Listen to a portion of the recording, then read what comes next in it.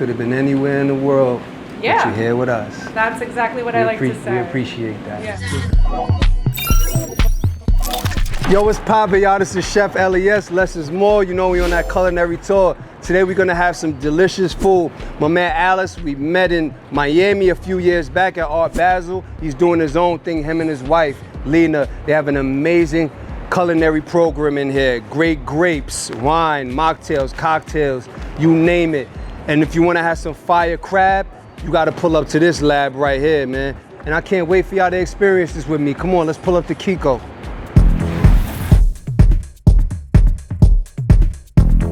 I know you cooked in Tokyo, LA, Yep. Mexico. I know these places influenced your cooking style, of course, but like, sure. Did they influence like the vibe you wanted to create? Of course. I mean, in Kiko? We wanted to make it very international. My wife, she's French and Moroccan and American. I'm Mexican, Chinese, but my dad has lived in Japan for the last 25 years. So it's just having the spirit of really East meets West. It doesn't feel like we're trying to do this and put this in here. We just want to make it feel natural and ultimately like feel like a place that like feels like you're coming home and that you want to be here and just hang out here.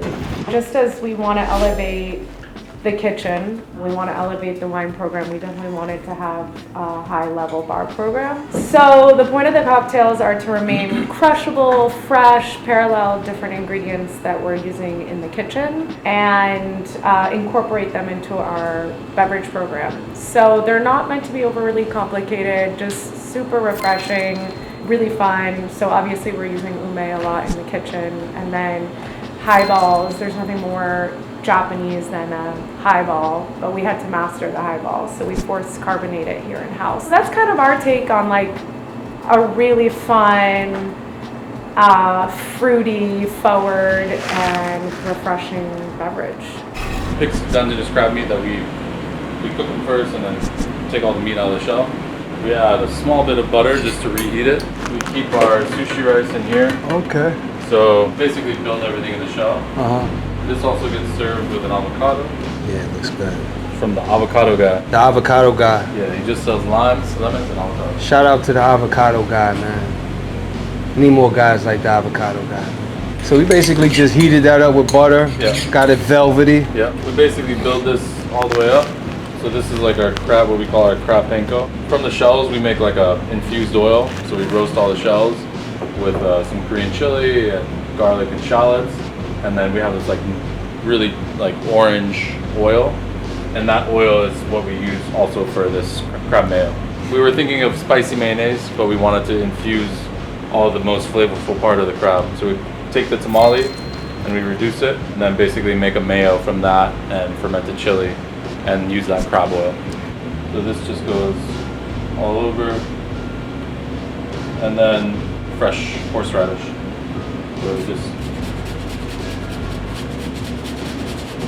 So we put a little sliced avocado. This is an organic, unpasteurized soy sauce. Is that shio? It's called Mama soy, which is like basically means fresh, unpasteurized, like not heated. Sheets of nori, and soy sauce. That's the crab. That good Noriega? Yeah.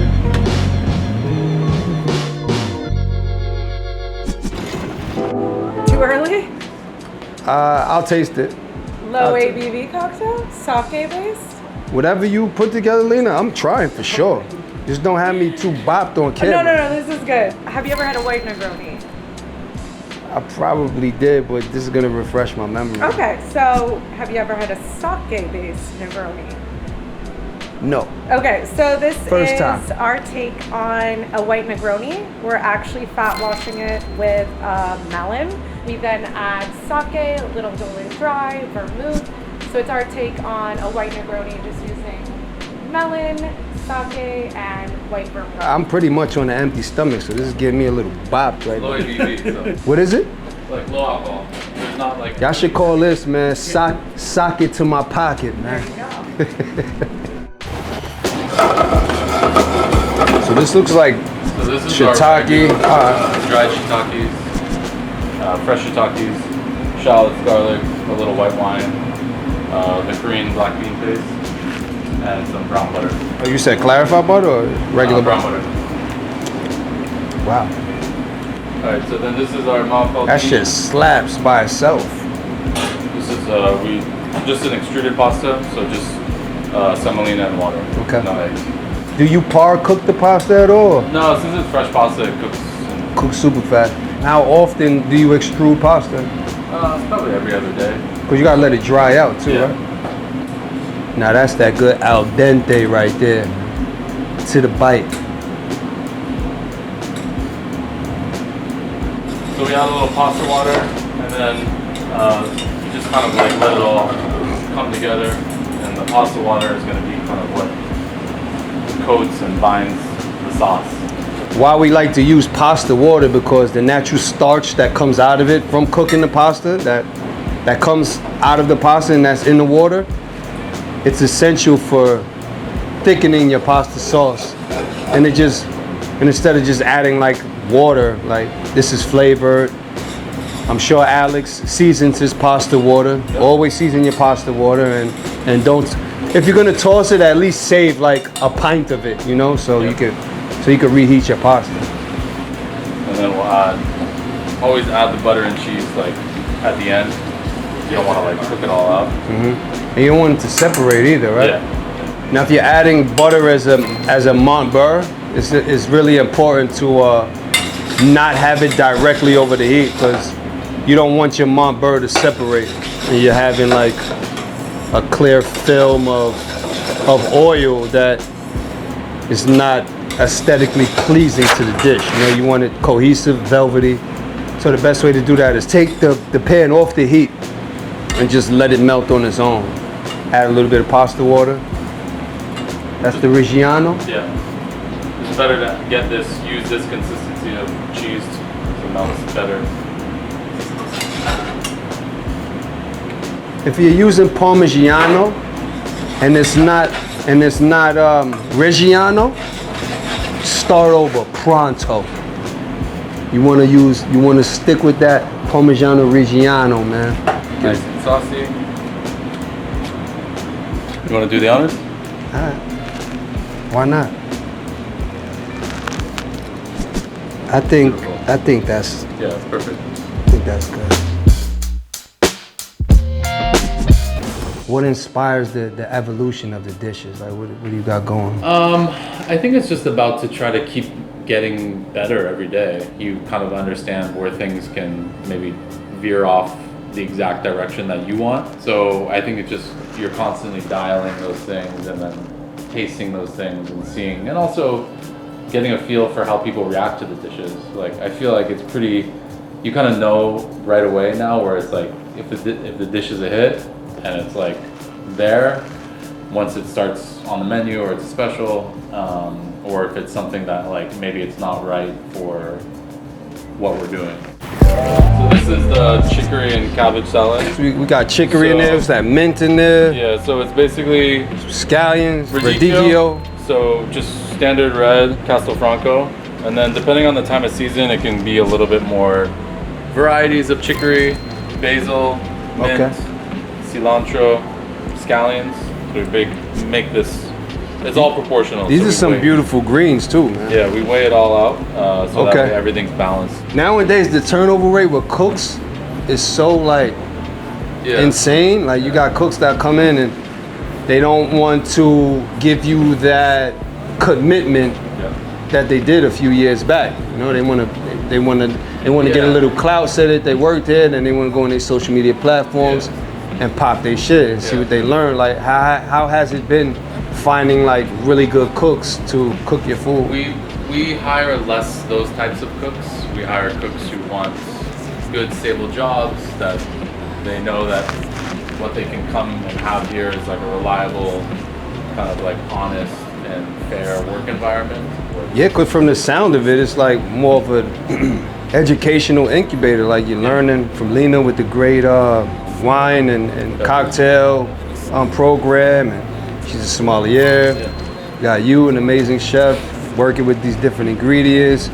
Like, come on, a lot of people don't know how to rock with the cold shoe like that, you know? And for a lot of these young and up and coming cooks, it's not really about making 6 figures like out the gate. Like, of course you want to do that, but like, earn your chops too. Like, work under passionate chefs, not just great chefs, but chefs that are passionate about what they do and that want to constantly push the envelope to be great. Sure. You guys are doing that in here, man, so I appreciate that. For sure. So the dressing is actually peanut butter, tahini, some vinegar, shallots, ginger, fish sauce, and a little bit of sugar. All right, so we put salt, dressing.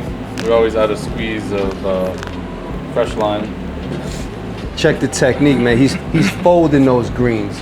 He's not squeezing them and putting too much pressure on the leaves. That's what you call that finesse. You wanna let me plate it? Yeah. All right, we like to take it like a nice little mound. So this gets just a nice little. You gotta call that joint notoriety. That tokorashi with notoriety, man. That's good.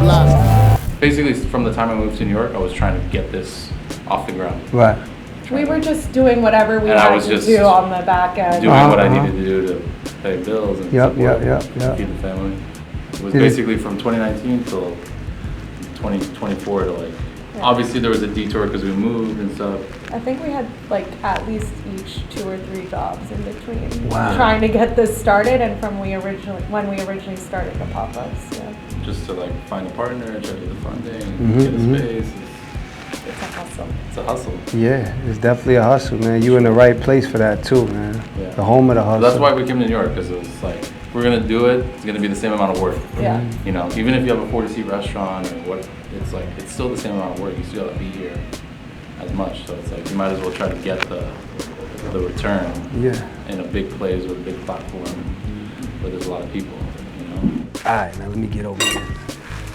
So this is your background all in one in one seating. It's a little bit of everything. You know, you got some Italian background, you guys with the French technique, with the cooking the crab down in the butter, the Mont Beurre.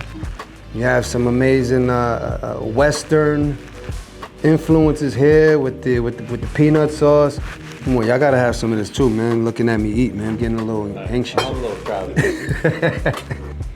I really appreciate the technique that you use, the French technique, and with the Italian pasta. And like this would, like, I'm being subtle right now, but I could bust down 2 of these plates easily, no problem. So the salad, first impression of it, really vibrant with colors, like it really amplified my mood just by looking at it. The thing about food, a lot of people don't realize, we eat with our nose first. Our salivation glands, they start to react to that. Then our eyes, like this looks good to me, like this is something that I would eat. It's really alive. I like things that are alive. I was vegan for 2.5 years. And then with the sauce to go with it and the texture of the peanuts and the peanut sauce, it was unexpected. I enjoyed it. I quite enjoyed it with the cilantro and the chicory, the beautiful purple cabbage. It's like, it'll definitely be one of my go-tos if I recommend people to stop by here. Yo, man, you already know the vibes, man. I had an amazing time with Alex and Lena. They gave me the rundown on what Kiko means. Kiko, it actually means nothing. It's a name about nothing, but those that are from New York City, you know, Queens, all over the city would appreciate it. You know, this is where you need to pop out to, man. Come downtown to Spring Street, tell them Les sent you, man. Less is more. You already know we got more on Culinary Store on this culinary tour. It's going down to Flavor Town, baby. Thank you.